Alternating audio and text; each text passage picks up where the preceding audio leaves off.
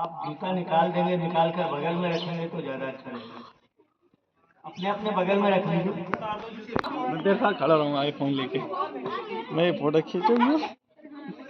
एकम रूपम बहुधा करोति समाधिमत्थम येन पश्यन्ति। आदरणीय इस विद्यालय के प्रधानाचार्य महोदय, अन्य आचार्य महोदय, आचार्य महोदय,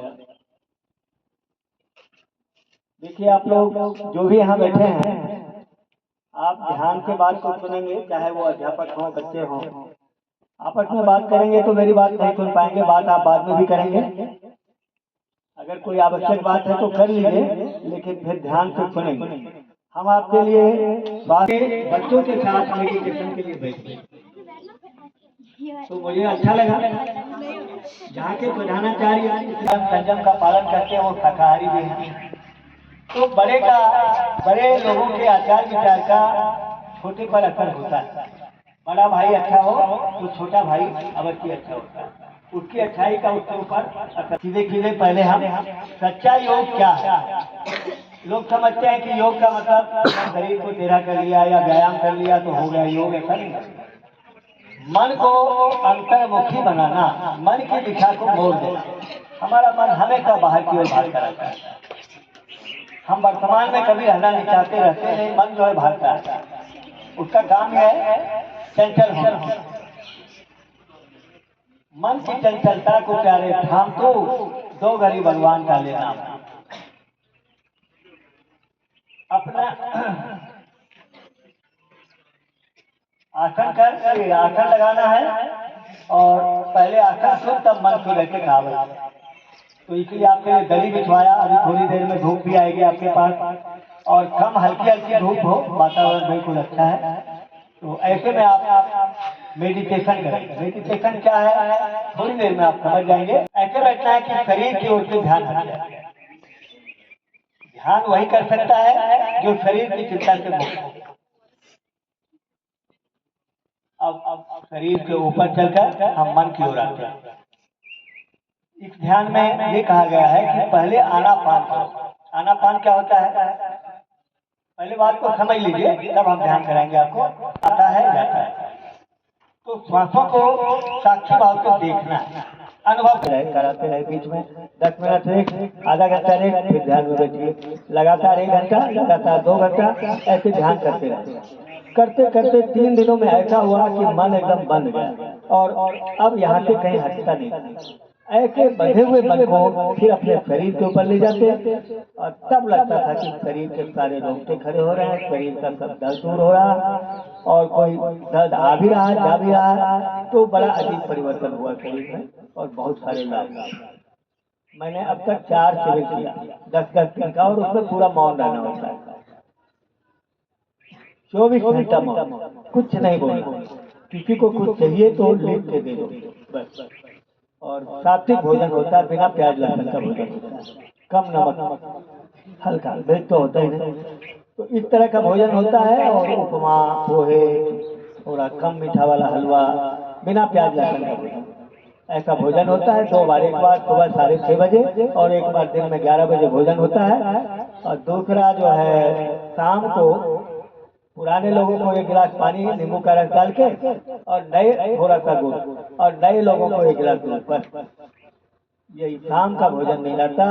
तो आराम से सोते हैं, रात में पेट खाली रहता है, सुबह फट के 4 बजे उठ जाते हैं, नित्य क्रिया के निवृत्त होकर 4:30 बजे ध्यान की कला से पहुँच जाते हैं और पूरा मौन रहा जाता है। और जो माइक में रिकॉर्ड किया हुआ है गुरु जी का, वही चलता है कि ऐसे ऐसे ध्यान कीजिए, जैसे मैं आपको कराऊंगा इसी तरह रिकॉर्ड रहता है। और उसी तरह करते रहते हैं। जिनको बैठा नहीं जाता था, जो कुर्सी पर बैठते थे, जिनका पैर नहीं मुड़ता था, 3-4 दिन बाद वो भी बैठने लगे। जैसे आप लेट करके कोई टीवी देख रहे हैं, सीरियल देख रहे हैं, फिल्म देख रहे हैं, और लेटे लेटे आपके मन के अनुकूल सीरियल है, जैसा आप चाहते हैं, कोई देशभक्ति का या कोई कैसा भी आपके मन के अनुकूल है, तो 3 घंटा कब बीत गया पता नहीं चलता।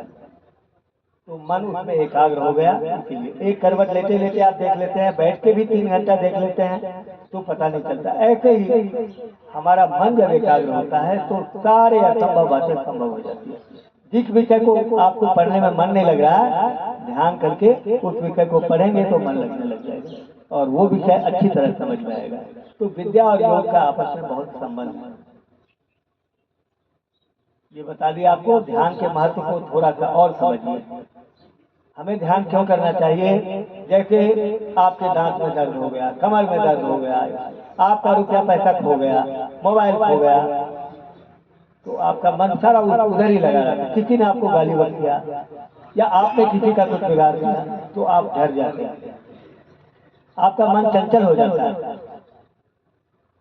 इन मन की चंचलताओं को दूर करने की आप कोशिश करते हैं। कमर में दर्द है, पैर में दर्द है, थक गए हैं, जैसे ही आप आसन में बिस्तर पर जाते हैं और किसी तरह आपको नींद आ जाती है और फिर जब नींद खुलती है तब पता लगता है ओहो मैं बहुत आनंद में सोया, शांति में सोया। और थोड़ी देर बाद याद आने लगती है कि किसी ने मुझे गाली बका था, ओहो किसी ने मुझे, वो दांत में दर्द है, कमर में दर्द है, फिर याद आती है। लेकिन जब हम नींद में थे तब दर्द नहीं हो रहा था, तब हम अपने सभी दर्द को भुला चुके थे, कोई कष्ट नहीं था, कोई परेशानी नहीं थी। तो निद्रा क्या है? तमोगुणी समाधि है। जैसे नींद में हम अपने शरीर के सभी दुखों को भूल चुके थे, मन के दुखों को भूल चुके थे, तो निद्रा तमोगुणी समाधि है। ऐसे ही जागृत अवस्था में आपको अभी थोड़ा हम समाधि की ओर ले चलेंगे। लोग समझते हैं कि कोई पत्थर की समाधि बना दी, किसी के राख को कहीं दबा दिया, मर जाने के बाद तो समाधि बन गई। वो समाधि नहीं। समाधि का मतलब है निरंतर मन का एकाग्र होना, थोड़ी देर लगातार एक बार में मन एक ही बार काम करे, एक ही काम को करे, निर्विकल्प हो जाए, निस्वार्थ हो जाए मन, चंचलता उसकी समाप्त हो जाए। यही है समाधि। चलिए, अब इतना हमने ध्यान के महत्व को समझाया आपको। अब हम ध्यान की ओर चलते हैं। तो एक हाथ ऊपर, एक हाथ नीचे, एक पैर ऊपर, एक पैर नीचे रख लीजिए। और इसके बाद क्या करना है? केवल मैं बोलूंगा, केवल मेरी आवाज आएगी, आप कुछ नहीं बोलेंगे, शांत मौन रहेंगे। जो देख रहे हैं वो देखेंगे और बच्चे जो ध्यान कर रहे हैं वो केवल ध्यान करेंगे, एक दूसरे को देखेंगे नहीं, कोई बात नहीं करेंगे। आपको मेरी आवाज सबको आ रही है ना? ऐसा तो नहीं किसी को मेरी आवाज नहीं आ रही है? सबको आ रही है? ठीक है। अब तैयार है? कमर गर्दन एक सीधी रेखा में होनी चाहिए। कमर गर्दन सीधी रेखा में होने से क्या होता है? जैसे पाइप टेढ़ा हो तो पानी का प्रवाह अच्छी तरह नहीं होता, और रीढ़ की हड्डी भी एक पाइप जैसा है समझो, उसके अंदर सुषुम्ना और बहुत सारी सूक्ष्म नाड़ियों का प्रवाह होता है।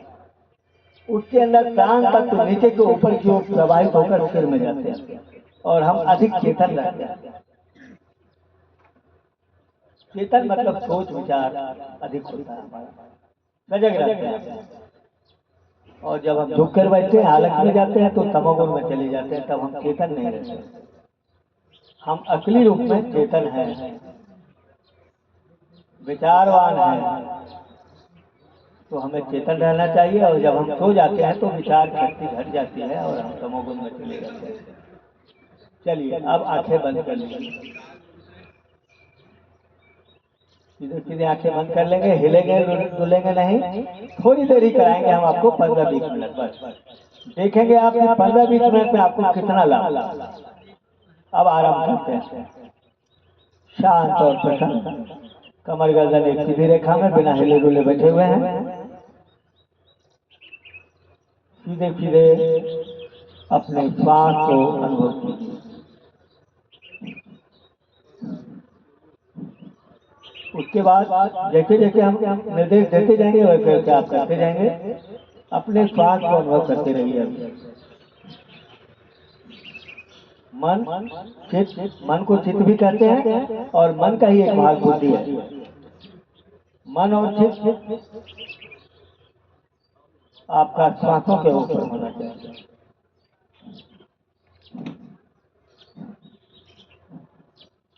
श्वास आ रहा है, अपने श्वास को आपको जानना है, कब आया,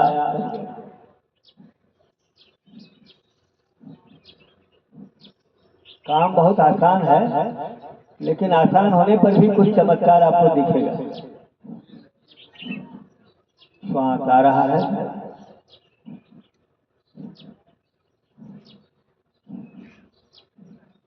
आते जाते श्वास को रखिए निरंतर ध्यान। कर्मों का बंधन घटे, होय परम कल्याण।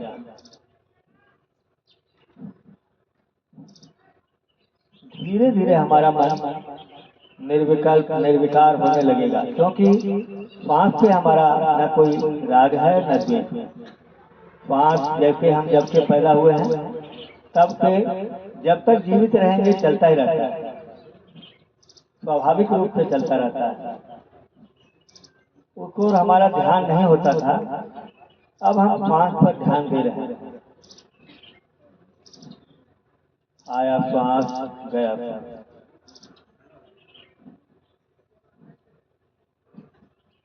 कुछ कुछ ठंडी हवा अंदर जा रही है, कुछ गर्म होकर बाहर आ रही है।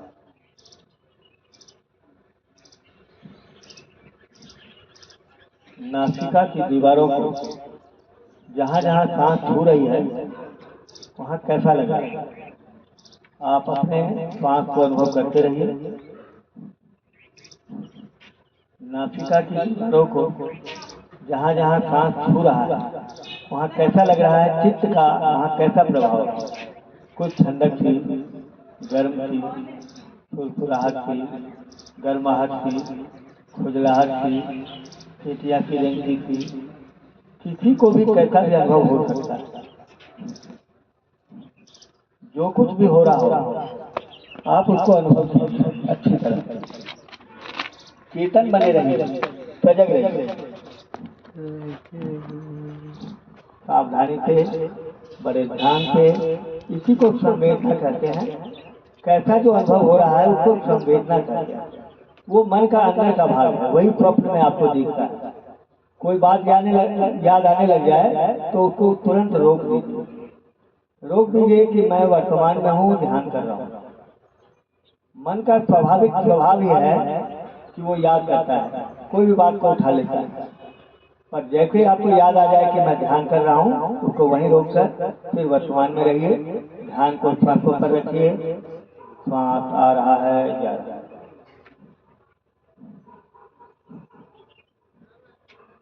धीरे धीरे मन श्वासों में एकाग्र होगा।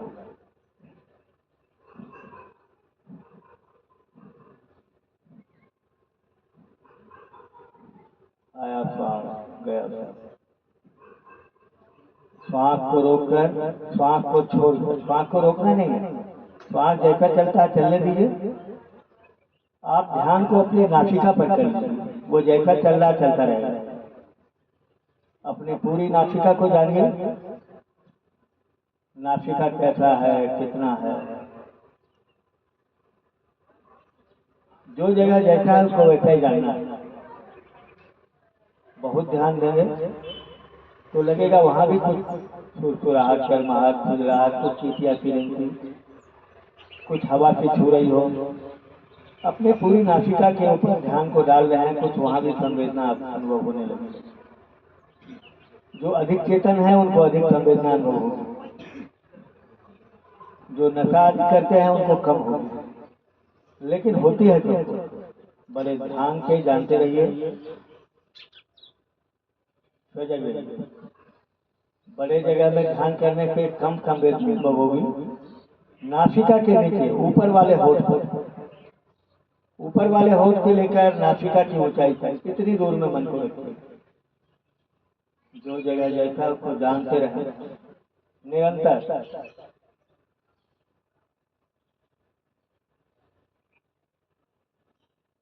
आपका प्राण सम होने लगेगा, हल्का होने लगेगा। अभी एकाग्र हुए मन को सिर के ऊपर, तालू के बीचों बीच एक बिंदु पर, अपने अपने सिर के ऊपर तालू के बीचों बीच एक बिंदु पर। कोई काल्पनिक नहीं, जो जगह जैसा वैसा रखना है। धीरे धीरे ध्यान को बढ़ाएंगे और बड़ी जगह में और बड़ी जगह में। सिर के ऊपर वाले भाग में एक एक जगह को जानिए। सिर के पीछे थोड़ी थोड़ी जगह में मन को ले जाइए और सिर के एक बगल कान के आसपास जितने हिस्से हैं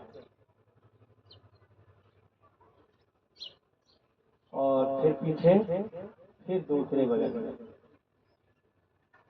जो जगह जैसा है उसको केवल वहाँ वहाँ मन को प्रवाहित कीजिए, चित्त को प्रवाहित कीजिए, ऊपर ले जाइए। फिर पीछे, फिर एक बगल, फिर दूसरे बगल, बारी बारी से सिर के ऊपर।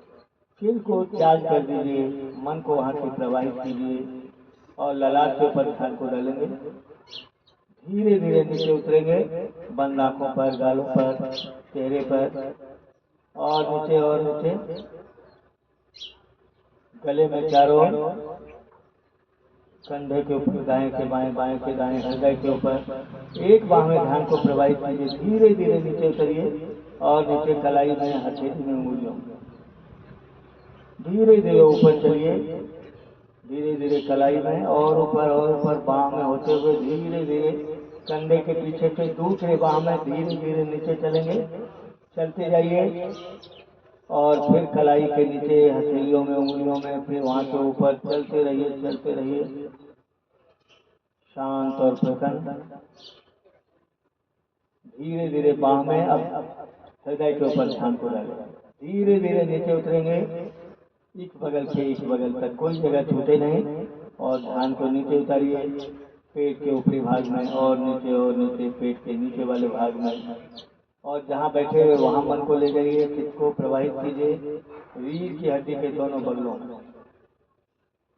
धीरे धीरे ऊपर की ओर चलते रहिए, पूरे पीठ के ऊपर, कंधे तक जाएंगे, कंधे से नीचे उतरेंगे और नीचे और नीचे, पीठ के ऊपर धीरे धीरे नीचे उतरिए और एक जांग में धीरे धीरे नीचे उतरेंगे और नीचे घुटने में, घुटने के नीचे एड़ी में, पंजे में, उंगलियों में, फिर वहां के ऊपर और ऊपर चलेंगे, चलते जाइए, चलते जाइए, घुटने में, जांग में और धीरे धीरे वहां के पेट के नीचे वाले भाग में चलते हुए दूसरे जांग में धीरे धीरे नीचे उतरेंगे और नीचे और नीचे, घुटने में और नीचे, एड़ी में, पंजे में, उंगलियों में, फिर वहां के ऊपर पंजे में आइए, पंजे के ऊपर, एड़ी में धीरे धीरे ऊपर चलिए और ऊपर,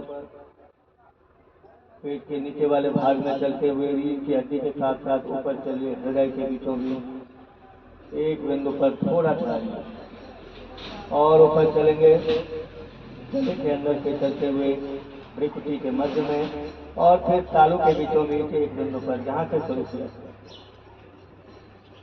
धीरे धीरे ध्यान को बढ़ाएं और धीरे धीरे सिर के ऊपर, पूरे सिर में, पीछे, फिर एक बगल, फिर दूसरे बगल और ललाट के ऊपर ध्यान दीजिए। धीरे धीरे नीचे उतरिए, चेहरे पर और नीचे, गले में, कंधे पर, गर्दन पर, हृदय पर, धीरे धीरे हृदय के बीचों बीच एक बिंदु पर थोड़ा ठहरिए, शांत और प्रसन्न। सोचिए सबका भला हो, सबका कल्याण हो, सबका मंगल, सबकी स्वस्थ मुक्ति हो, किसी को भी कोई कष्ट न हो। भवतु कब्ब मंगलम, भवतु कब्ब मंगलम, भवतु कब्ब मंगलम। शांति शांति शांति। धीरे धीरे आंखों को खोलेंगे, धीरे धीरे बाहर करेंगे, शांत शांत। खोलिए,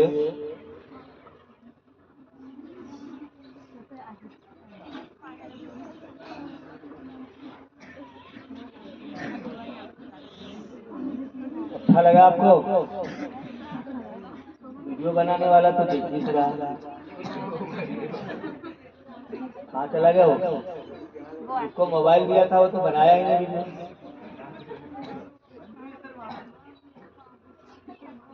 बना रहा